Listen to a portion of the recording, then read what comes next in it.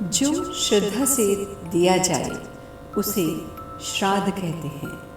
श्रद्धा और मंत्र के मेल से जो विधि होती है उसे श्राद्ध कहते हैं। जीवात्मा का अगला जीवन पिछले संस्कारों से बनता है, अतः श्राद्ध करके यह भावना की जाती है कि उसका अगला जीवन अच्छा हो। जिन पितरों के प्रति हम कृतज्ञता पूर्वक श्राद्ध करते हैं वे हमारी सहायता करते हैं। वराह पुराण, वायु पुराण और श्रीमद् भगवद गीता में श्राद्ध महिमा का वर्णन मिलता है। वैसे तो श्राद्ध महिमा के लिए या पिंडदान के लिए भारत में अनेक स्थान महत्वपूर्ण बताए गए हैं, किंतु श्री गया जी धाम की महिमा सर्वश्रेष्ठ है। ऐसी मान्यता है कि जिनके माता पिता का स्वर्गवास हुए 3 वर्ष से अधिक हो गया है तो वे वहां जाकर अपने माता पिता की मुक्ति के लिए पिंडदान और श्राद्ध कर सकते हैं।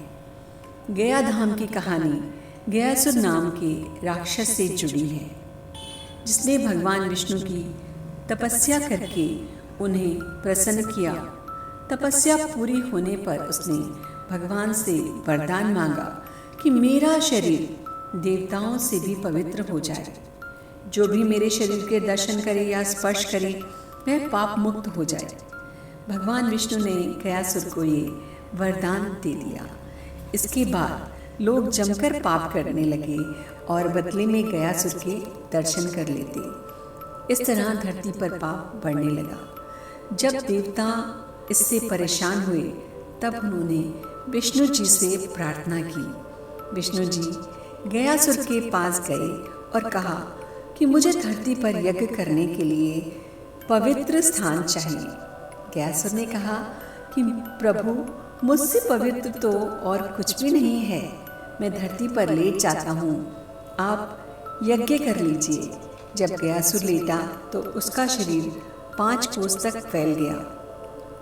विष्णु जी ने यज्ञ शुरू किया और यज्ञ के प्रभाव से गयासुर का शरीर कांपने लगा।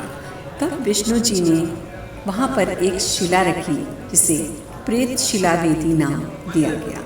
गयासुर के त्याग से प्रभावित होकर विष्णु जी ने गया को ये वरदान दिया कि जो भी यहाँ आकर अपने पितरों का पिंडदान करेगा उसके पितरों की 21 पीढ़ियाँ मुक्त हो जाएंगी। गया में पिंडदान के लिए कई पवित्र जगहें हैं। आप फल्गुन नदी, विष्णुपाद मंदिर, अक्षयवट, सीता कुंड, रामशिला वेदी, धर्मारण्य वेदी, प्रेतशिला वेदी, कागबली वेदी जैसी जगहों पर पितरों का तर्पण कर सकते हैं। गया जी में श्राद्ध कर्म या पिंडदान के अलग अलग पूजन विधान हैं, जो 1 दिन का, 3 दिन का, 7 दिन का, 9 दिन का आदि इस प्रकार से हैं, और जिनके लिए अलग अलग पंडित जी दक्षिणा भी लेते हैं। आप चाहें तो गूगल पर सर्च करके इस पूजन की विधि और इसको बुक भी कर सकते हैं। इसमें कोई ज़रूरी नहीं है कि आप श्राद्ध के पितृपक्ष के समय में ही करें। गया जी में पूरे वर्ष श्राद्ध कर्म किया जाता है और सबसे अधिक अच्छा श्राद्ध कर्म माना जाता है अमावस्या के दिन।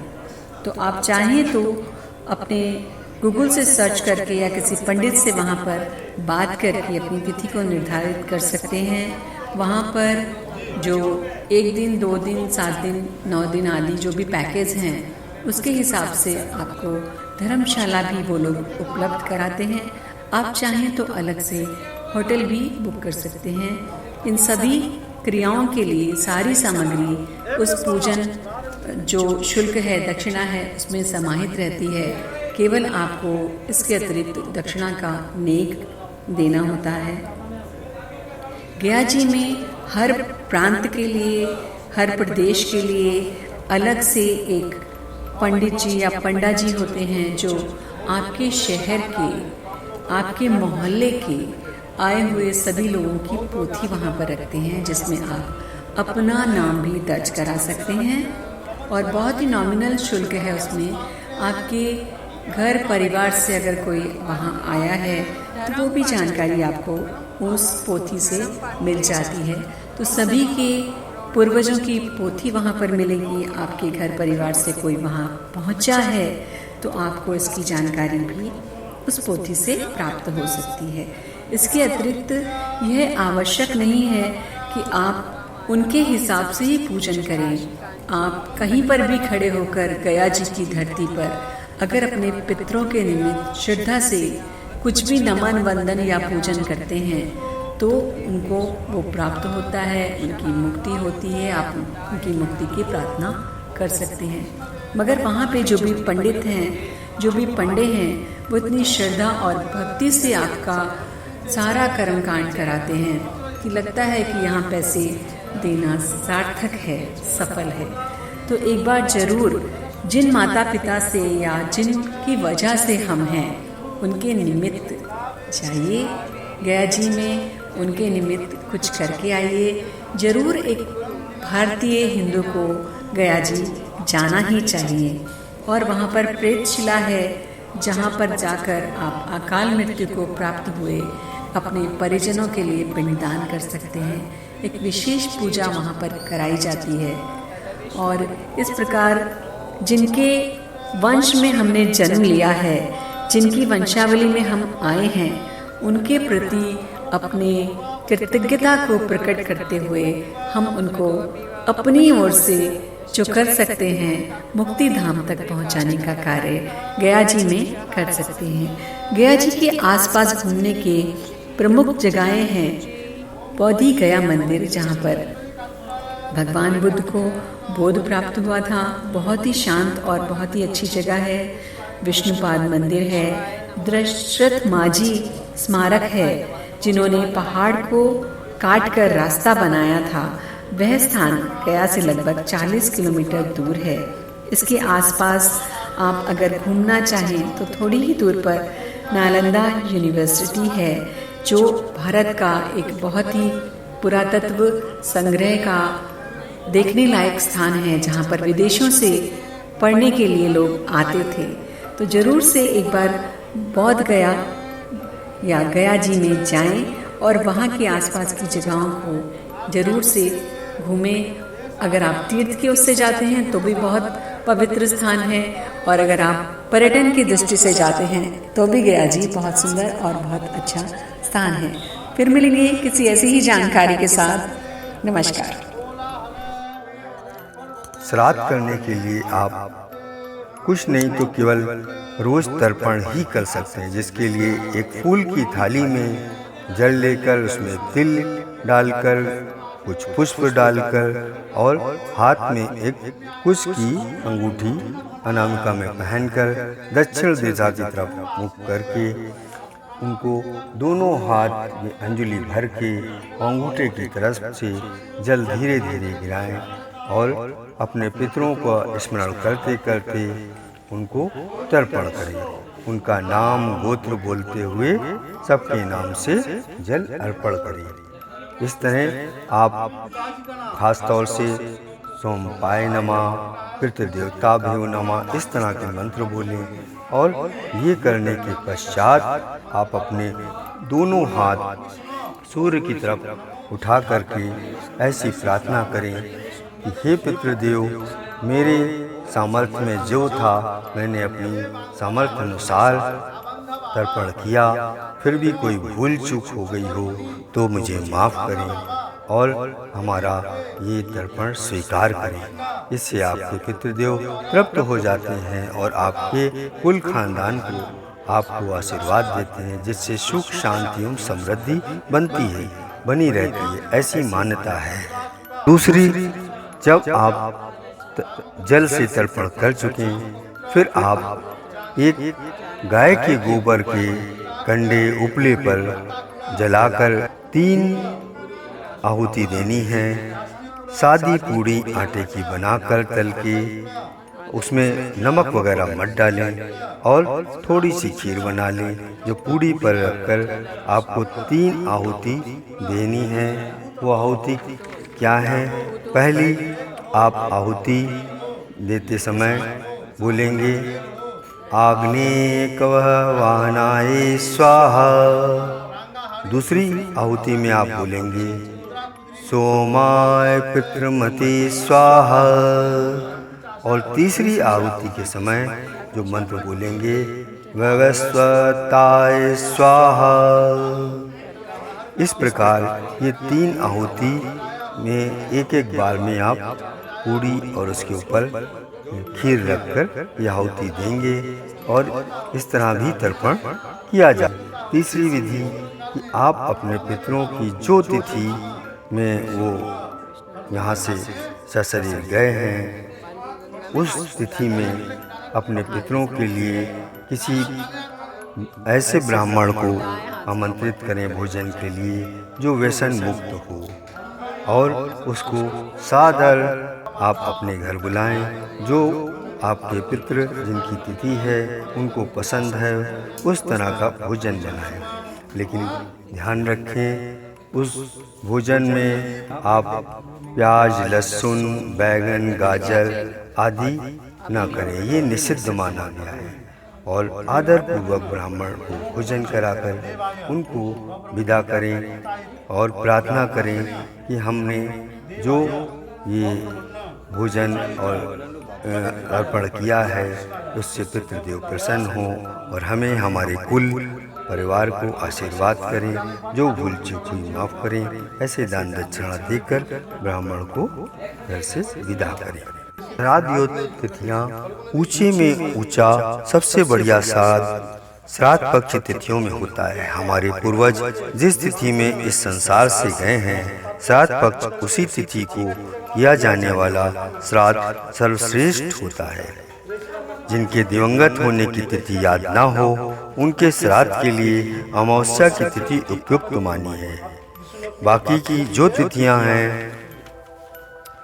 उसी तिथि में बुद्धिमानों को श्राद्ध करना चाहिए। पूर्णमासी के दिन श्राद्धादि जो करता है उसकी बुद्धि पुष्ट, स्मरण शक्ति, धारण शक्ति, पुत्र पौत्रादि एवं ऐश्वर्य की वृद्धि होती है। वो पर्व का पूर्ण फल भोगता है। इसी प्रकार प्रतिपदा धन संपत्ति के लिए होती है एवं श्राद्ध करने वाले की प्राप्त वस्तु नष्ट नहीं होती। द्वितीया को श्राद्ध करने वाला व्यक्ति राजा होता है। उत्तम अर्थ की प्राप्ति के लिए अभिलाषी को तृतीया विहित, यही तृतीया शत्रुओं का नाश करने वाली और पाप नाशनी है। जो चतुर्थी को श्राद्ध करता है वो शत्रुओं को छिद्र देखता है, अर्थात उसे शत्रु की समस्त कूट चालों का ज्ञान हो जाता है। पंचमी तिथि को श्राद्ध करने वाला उत्तम लक्ष्मी की प्राप्ति करता है। जो षष्ठी तिथि को श्राद्ध कर्म संपन्न करता है उसकी पूजा देवता लोग करते हैं। जो सप्तमी को श्राद्ध आदि करता है उसको महान यज्ञों के पूर्ण फल प्राप्त होते हैं और वो गणों का स्वामी होता है। जो अष्टमी को श्राद्ध करता है वो संपूर्ण समृद्धियां प्राप्त करता है। नवमी तिथि को श्राद्ध करने वाला प्रचुर ऐश्वर्य एवं मन के अनुसार अनुकूल चलने वाली स्त्री को प्राप्त होता है। नवमी तिथि का श्राद्ध स्त्रियों के लिए किया जाता है। इसमें ब्राह्मणी को बुलाकर उसको साड़ी आदि का दान कर भोजन कराने का मान्यता है।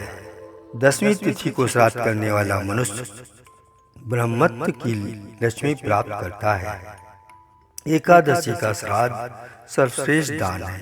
वो समस्त वेदों का ज्ञान प्राप्त करता है। उसके संपूर्ण पाप कर्मों का विनाश हो जाता है तथा उसे निरंतर ऐश्वर्य की प्राप्ति होती है।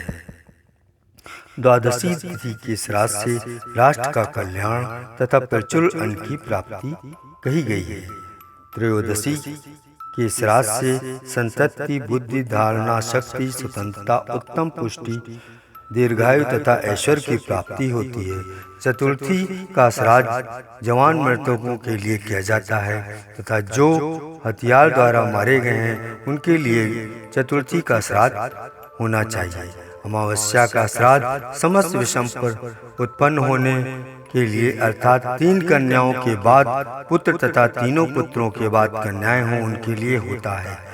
जुड़वे उत्पन्न होने वालों के लिए इसी दिन श्राद्ध होता है। सधवा अथवा विधवा स्त्रियों का श्राद्ध अश्विनी कृष्ण पक्ष की नौमी तिथि के दिन किया जाता है। बच्चों का श्राद्ध कृष्ण पक्ष की त्रयोदशी तिथि को किया जाता है।